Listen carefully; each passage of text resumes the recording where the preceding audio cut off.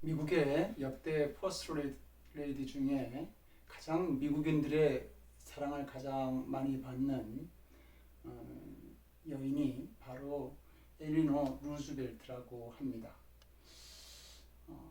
그녀의 얼굴은 항상 밝았기 때문에 그와 함께 있던 그 주변의 사람들은 언제나 즐거웠다고 하죠.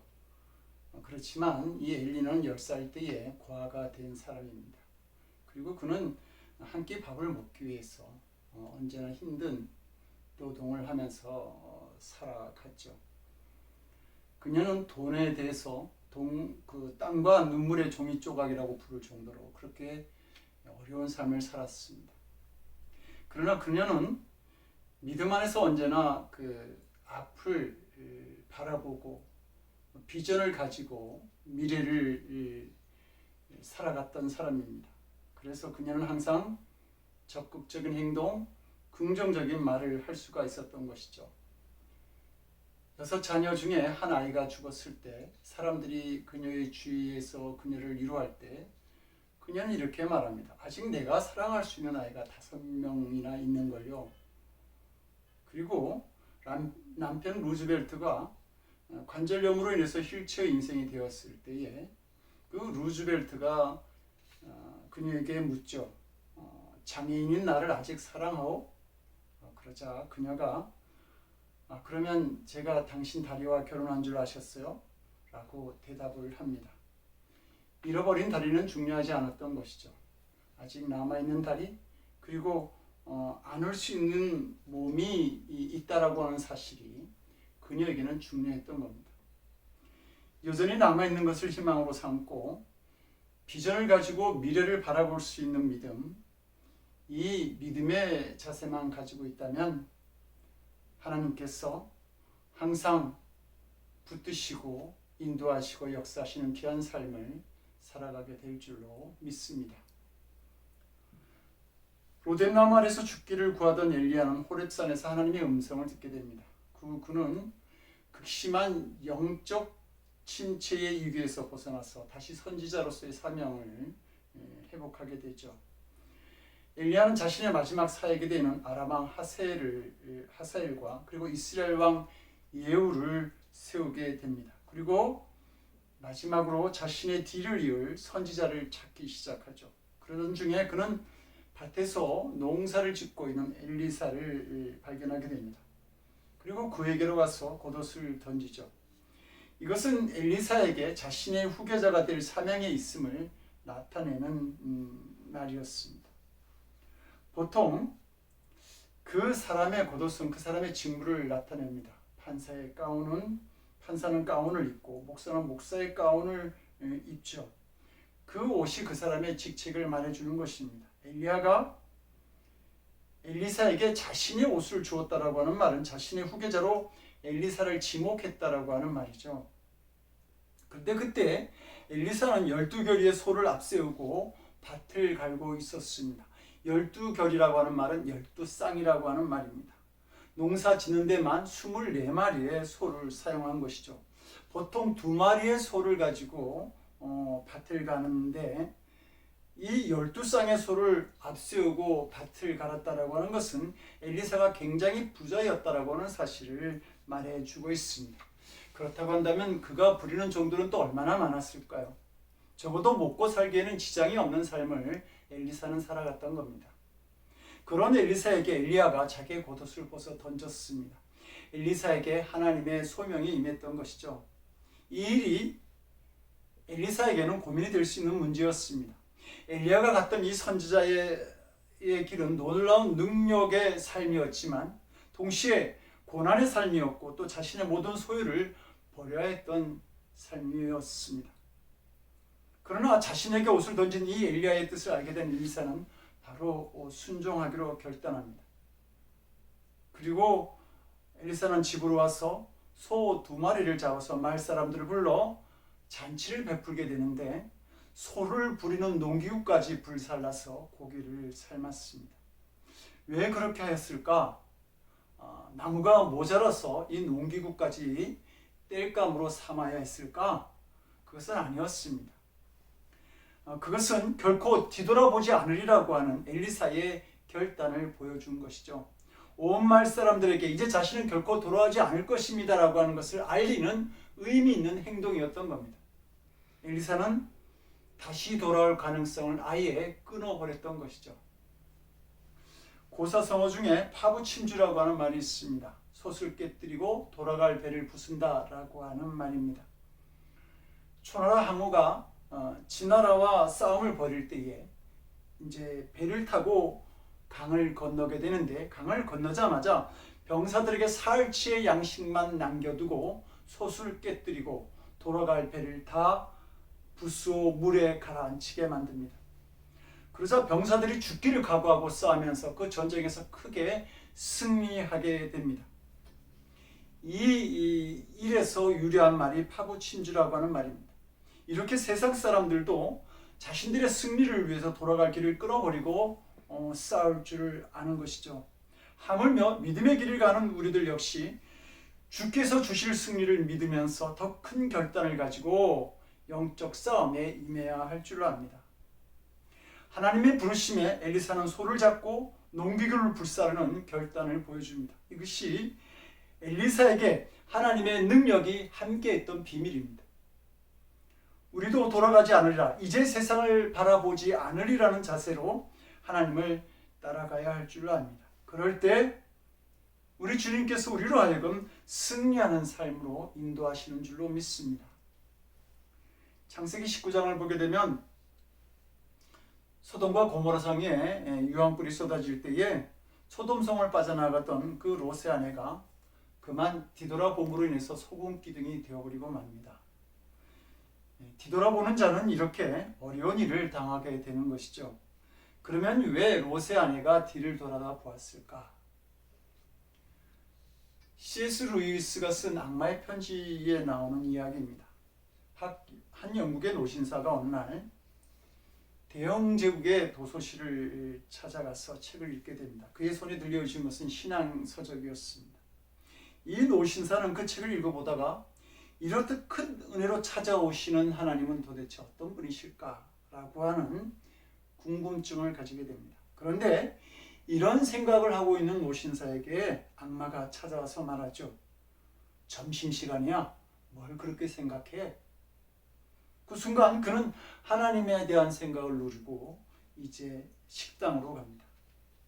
점심을 먹다가 다시 하나님에 대한 생각이 떠올라서 생각하기 시작합니다. 하나님은 과연 어떤 분이실까?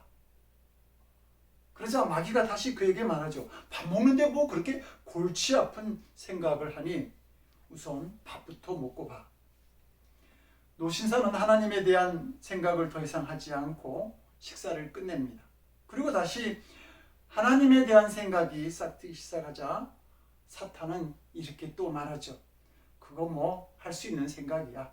그러나 오늘은 너무 바쁘지 않니? 집에 가서 할 일이 많잖아. 그는 밖으로 나와서 버스를 탑니다. 버스 좌석에 앉자마자 신문을 읽으면서 아무 일도 없었던 것처럼, 아무런 자국도 경험하지 않았던 사람처럼 여느 때와 똑같이 버스를 타고 집으로 돌아가죠. 그러자 악마는 뒤에서 회심의 미소를 짓습니다. 성도 여러분, 우리가 어떤 신앙의 변곡점을 지날 때에 어떤 변화나 결단의 순간에 올 때에 마귀도 함께 찾아옵니다. 그리고 자신의 소리를 우리에게 들려주죠. 이때가 우리가 앞으로 나아갈 수 있는지 아니면 뒤로 돌아가는 인생이 될지 결정되어지는 중요한 순간이 됩니다. 소돔성을 빠져나가던 롯의 아내도 자신에게 속삭이는 이 마귀의 소리를 듣게 되었고 결국 뒤돌아보게 된 것입니다. 소돔성을 빠져나가는 롯의 아내에게 마귀가 속삭이는 것이죠. 야, 너희가 보고 즐거워하던 집들과 재산이 다 타고 있어. 아깝지 않니? 가봐야지 않겠어? 타지 않은 것들은 아마 다른 사람들이 다 가지고 갈걸? 그렇게 너희가 버린 집들과 재산을 누가 가져가면 너 어떡하려고 그러니? 뒤도 보지 말고 소알성을 향해 가야만 했던 롯의 아내는 집과 재산에 대한 생각을 떨쳐버릴 수가 없었습니다. 자신의 자랑과 즐거움이 가득했던 집과 땅과 재산이 불에 타 없어지는 것에 대한 미련을 벗어버리지 못했던 것이죠. 롯의 아내가 뒤를 돌아다 보았다라고 하는 이 말은 히브리어로 나바트라고 하는데 그냥 구경 삼아 흘끔 쳐다보았다 이런 뜻이 아니라 골똘히 바라보았다라고 하는 뜻입니다. 롯의 아내는 마음속에서 들려오는 사탄의 소리를 들으면서 골똘히 생각한 것이죠. 그리고 멸망당하고 있는 소돔과 고모라를 뒤돌아보게 되었던 겁니다. 사랑하는 성도 여러분, 우리도 뒤돌아보게 만드는 일들이 세상에 너무 많이 있지 않습니까? 롯의 아내처럼 이 세상을 향한 탐욕들이 우리를 뒤돌아보게 만들기도 하고 이 세상의 즐거움과 오락들이 우리가 가야 될 신앙의 길을 가로막기도 합니다. 이렇게 믿음의 길에서 믿음보다는 세상을 사랑하는 이 변덕스러운 마음이 우리를 뒤돌아보게 만든다고 하는 것입니다. 바울은 함께 사역을 감당했던 그 대마에 대해서 아주 자부심이 강하였습니다. 아주 자랑이었던 것이죠. 그래서 그는 골로새 4장 14절에서 사랑을 받는 누가와 또 대마가 너에게 무난하느니라 이렇게 말합니다. 그리고 빌레몬서 1장 24절에서 나의 동역자 마가, 아리스다고, 대마, 누가가 무난하느니라 이렇게도 말하죠. 자신이 하는 인사에 꼭 대마를 집어넣고 같이 인사를 하였습니다. 그런데 그 대마가 바울을 떠나갑니다. 그 실망감이 얼마나 그에게 컸던지 그는 디모데후서 4장 10절에서 대마는 이 세상을 사랑하여 나를 버리고 데살로니가로 갔다라고 말합니다. 나를 버리고 갔다고 힘들어하죠. 대마가 왜 바울을 떠나갔을까? 세상에 대한 미련이 있었던 것입니다. 세상을 사랑하는 마음을 버리지 못해서 그는 결국 믿음의 길에서 떠나게 되었던 것이죠. 사도 요한은 우리에게 이렇게 충고합니다. 이 세상이나 세상에 있는 것들을 사랑치 말라. 누구든지 세상을 사랑하면 아버지의 사랑이 그 속에 있지 아니하니라. 세상을 사랑하다가 롯의 아내도 그리고 롯의 두 사이도 멸망을 당했습니다. 세상에 대한 애착을 버리지 못하면 이처럼 망하는 인생을 살 수 있게 되는 것입니다. 때로는 우리는 자신에 대한 부족한 모습을 보면서 앞을 향해 나아가지 못할 때가 있습니다. 이렇게 부족한 내가 과연 주님 앞에 또 주님의 소명을 감당할 자격이 되나 하는 자괴감 속에서 뒤를 돌아보게 되는 것이죠. 모세는 하나님께서 자신을 부르실 때에 내가 무엇이간데 그런 소명을 감당할 수 있겠습니까? 이렇게 대답을 합니다. 이집트의 권력을 한 몸에 가졌던 왕자의 신분으로 또 한참 잘 나가던 그런 40대 자신의 모습과 비교해보면 지금의 자신의 모습은 초라한 목동이요 또 힘없이 늙어버린 80대의 노인으로 서 있었기 때문입니다. 그런데 새 일을 행하시고자 하는 하나님께서 우리에게 요구하시는 믿음 중에 하나가 잊어버리라고 하는 겁니다. 그래서 이사야서 43장 18절에서 이전 일을 기억하지 말며 옛날 일을 기억하지 말라 이렇게 우리에게 공고하고 계시는 것이죠. 뒤의 것을 생각하지 말고 잊어버린 채 멈추지 말고 앞을 향해 나아가라 그렇게 말씀하시는 것입니다. 만약 베드로가 자신이 예수님을 부인하고 저주했던 그러한 일들을 날마다 되새김질하면서 나는 정말 예수님을 따라갈 수 없는 죄인이야 이렇게 자기 한탄과 자기 자기감에 빠져 있었다고 한다면 그는 결코 위대한 사도의 길을 걸어갈 수 없었을 것입니다. 그는 주어진 사명 앞에 자신의 과거를 잃어버렸습니다. 자신은 예수님을 따를 수 없는 죄인이라고 하는 사실을 몰랐던 것이죠. 그러기에 그는 새롭고도 위대한 믿음의 길을 걸어갈 수 있었습니다. 원래 나비는 몸무게와 날개의 비중이 맞지 않기 때문에 날아갈 수 없다고 합니다. 그런데 나비는 자신이 날 수 없다는 사실을 모르기 때문에 힘껏 날개짓을 하고 난다고 하죠. 모르는 게 약일 때가 있는 겁니다. 그러므로 뒤에 있는 것을 잊어버리고 앞을 향해 나아갈 수 있어야 합니다. 결혼한 부부들이 부부싸움을 할 때 그 싸움이 일어나게 된 사건만을 가지고 이렇게 싸움을 해야 되는데, 많은 부부들이 옛적 일을 끄집어내서 더 큰 싸움의 빌미를 만들어냅니다. 결혼하기 전에 알아봤어야 하는 건데 뭐 이렇게 말하면서 싸움을 더 크게 만드는 것을 볼 수 있습니다. 성도 여러분, 잃어버리는 것도 지혜입니다. 그래서 철학자 파스칼은 망각은 위대한 의사다, 이렇게 말을 한 것입니다. 앞으로 나아가야 할 믿음의 길에서 자신이 부족했던 과거만을 뒤돌아보다가 그 가야 할 길을 잃어버린 어리석음을 범하지 않기를 원합니다. 하나님은 우리가 신앙의 길을 갈 수 있도록 잘못을 잃어버리게 하시죠. 그래서 그리스도의 보혈로 우리를 용서하시는 것입니다. 우리는 이것저것 다 따지면 주님을 따를 수 없습니다. 우리는 언제나 부족하고 또 배반하고 모자란 존재이기 때문이죠. 인간이 발명하는 것들 중에 위대한 것들이 많이 있지만 그 중에 하나가 지우개라고 합니다. 연필 끝에 지우개가 달린 이유도 실수한 것을 지우기 위한 것이죠. 우리는 신이 아니기 때문에 실수할 수 있습니다. 중요한 것은 실수했던 기억을 지워버리고 다시 시작하는 겁니다. 여러분, 여러분들이 교회나 삶 속에서 해야 할 사명을 발견하게 되면 자신이 가졌던 부와 명예, 안락한 삶을 버려두고 하나님의 부르심에 바로 반응하고 따라갔던 엘리사를, 오늘 본문의 주인공인 엘리사를 기억할 수 있기를 바랍니다. 언젠가 하나님 앞에 설 때 가장 두려운 일은 하나님을 위하여 희생할 수 있는 기회가 있었는데 그것을 외면했던 일일 것입니다. 죽음에 대한 기억은 대부분 마음이 아프고 기억이 오래 남죠. 저기도 오래 기억되는 죽음이 하나 있습니다. 제가 신학을 공부하던 때에 학교 앞에 있는 서대문 적십자병원에 선배 한 분이 입원을 하셔서 병문안을 간 적이 있습니다. 그분은 학교를 졸업하고 목회를 하던 중에 목회가 너무 힘드니까 목회보다는 돈을 많이 벌어서 그 돈으로 선후배에게 도움이 되어야 되겠다고 그렇게 생각하고 기업을 하시던 분이었습니다.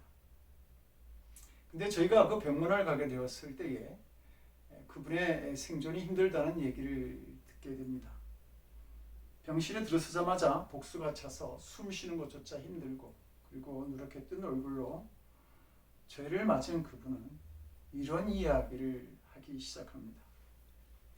내가 좀 전에 꿈을 꾸었는데 높은 낭떠러지에서 떨어지는 꿈이야.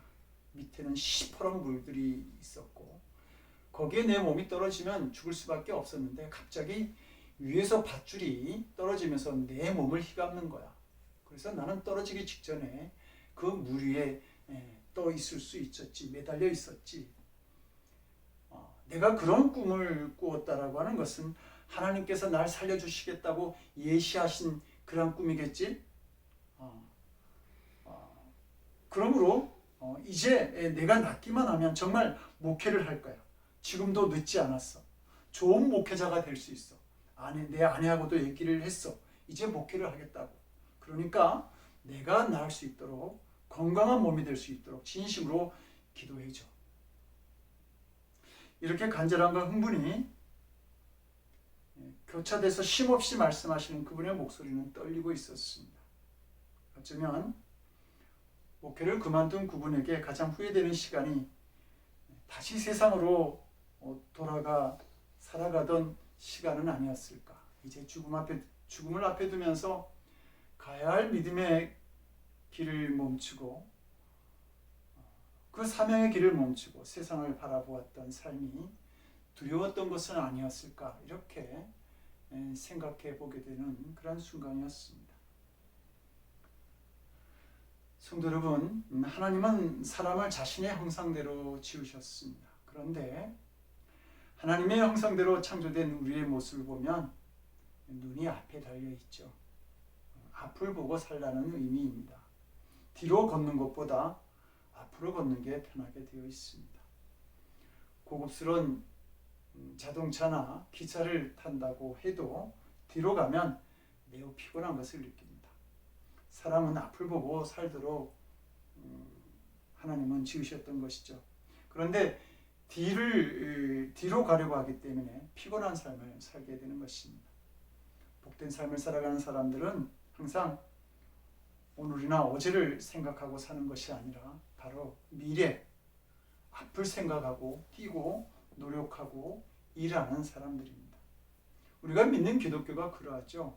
우리가 신앙을 갖는다라고 하는 것, 신앙이 자란다라고 하는 것은 우리의 그 관점과 시각이 변한다라고 하는 말입니다.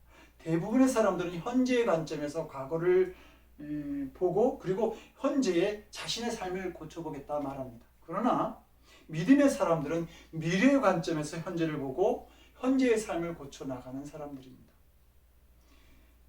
미래에 가게 될 하나님의 나라를 바라보았던 바울이나 베드로는 감옥에 있는 자신들의 불행한 환경이 전혀 문제가 되지 않았습니다.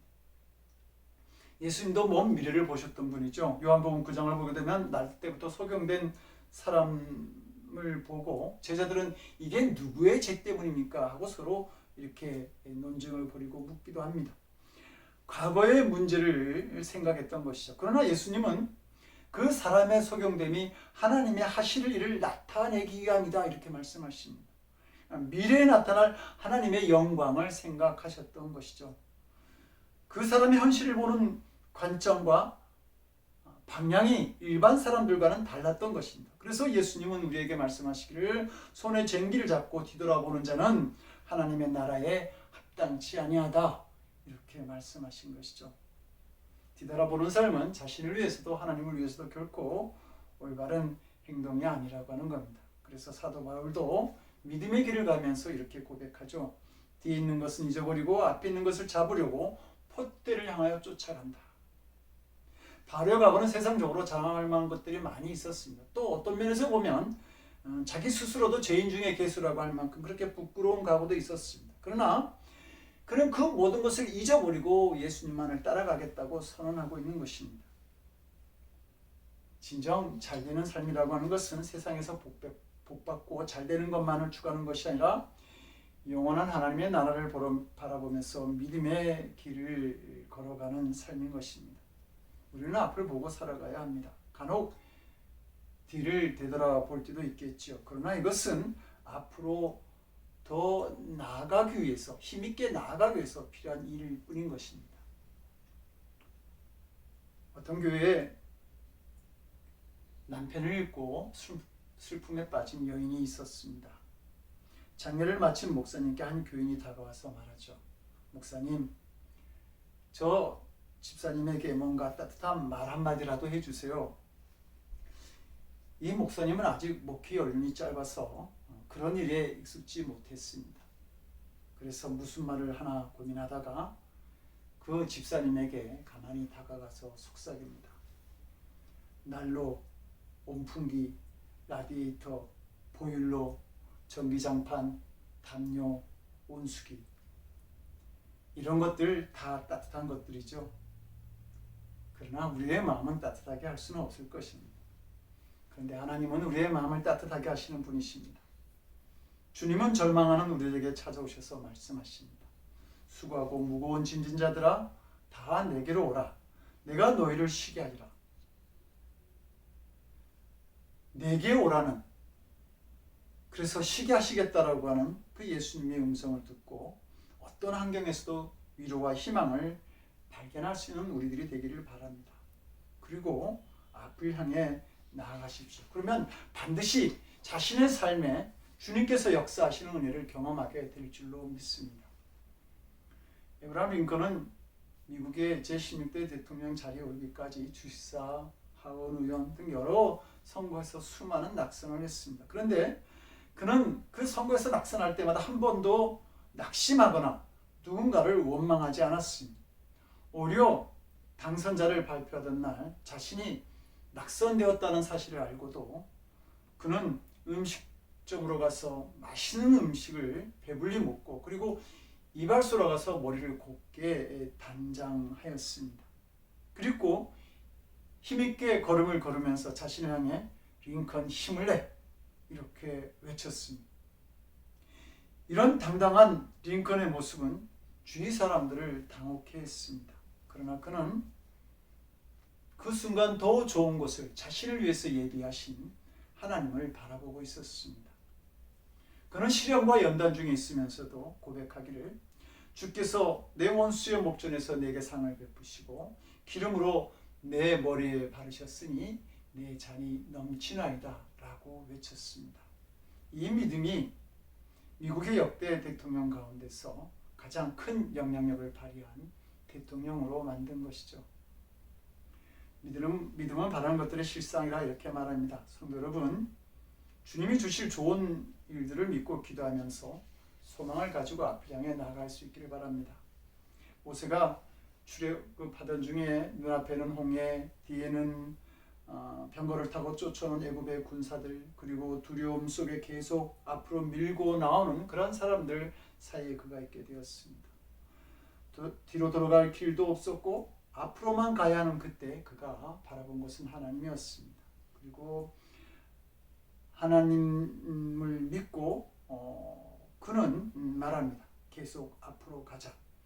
하나님께서 어떤 방법으로 개입하실지 몰랐지만 모세는 하나님께서 곧 역사하실 것처럼 행동했습니다. 그의 지팡이는 홍해 바다를 가리키고 있었고 모세는 그냥 바다를 향해 걸어가는 것처럼 보였습니다. 그런데 그 순간 홍해가 갈라진 것이죠. 뒤돌아가지 않으리라 라고 하는 이 믿음이 홍해가 갈라지는 기적을 체험하게 만든 것입니다. 결코 뒤돌아서지 않으리라 라고 하는 이 결단이 지혜요 능력이 되는 것입니다. 하나님을 향하여 앞으로 나아가는 길, 그 길 하나만 있다고 믿는 자가 강한 자입니다. 운명을 바꿀 수 있는 자가 되는 것입니다. 이제 우리는 힘들었던 2021년을 마감하는 주일 예배를 드립니다. 2022년을 앞두고 우리 뒤에 정말 430년 동안 노예 생활을 했던 그 이스라엘 백성들의 아픈 기억이 있습니다. 코로나로 인한 고통이 있습니다. 지금의 현실도 바로의 군대가 잡으러 쫓아오는 것만 같은 그 오미크론의 두려움이 아직도 우리에게 남아있죠. 그러나 이것은 중요하지 않습니다. 주님은 수고하고 무거운 짐진 자들아 다 내게로 오라고 말씀하십니다. 그러므로 뒤돌아보지 말고 하나님께서 역사하실 미래의 비전과 희망을 보면서 앞을 향해 나아가는 믿음이 우리에게 큰 축복이 될 줄로 믿습니다. 2021년 남은 시간 함께 하신 지나온 주님에 대한 감사의 믿음과 앞으로 맞이하게 될 2022년 새해에 대한 새로운 꿈을 꾸면서 기쁨과 희망으로 새해를 맞는 성도들이 되시기를 주님의 이름으로 간절히 축원드립니다. 기도하시겠습니다. 임마누엘의 하나님, 언제나 우리와 함께 하셔서 귀한 은혜 가운데 인도하여 주신 것 감사드립니다. 이제 남은 시간 우리에게 있었던 소와 농기구를 불사르는 결단이 있기를 원합니다. 탐욕과 오락, 자괴감, 변덕스러운 믿음들을 다 버리고 주님께서 준비하신 소망의 새를 향해 달려나가는 저희들이 될 수 있도록 주여 우리를 도와주시옵소서. 이제는 높고 높은 보좌를 모르시고 이 땅에 오셔서 우리의 죄를 사하시고 우리에게 산 소망을 허락하신 우리 주 예수 그리스도의 크신 은혜와 하나밖에 없는 독생자를 십자가의 희생 제물로 삼으심에 주님의 그 놀라운 사랑을 깨닫게 하시고 담대한 믿음의 삶을 살아가게 하신 아버지 하나님의 극진하신 사랑하심과 죄악 가득한 세상 속에서도 언제나 우리와 함께 하셔서 우리가 앞을 향해 뒤를 돌아보는 자들이 아니라 앞을 향해 나아가는 믿음의 길을 걸어갈 수 있도록 우리를 인도하신 성령님의 감화 감동 우리 안에 교통하시고 역사하시는 놀라우신 은총이 이제 2021년을 보낼 때 결코 우리의 부족한 것, 잘못들, 또 세상의 탐욕들 그것을 뒤돌아보지 아니하고 오직 새로운 비전의 땅, 우리 하나님께서 주신 그 희망을 바라보고 나아가기를 원하는 거룩한 성도들 머리 위에 저들의 삶과 가정과 일터 위에 저들의 기도 위에 지금으로부터 영원토록 함께하옵시기를 간절히 축원드리옵나이다. 아멘.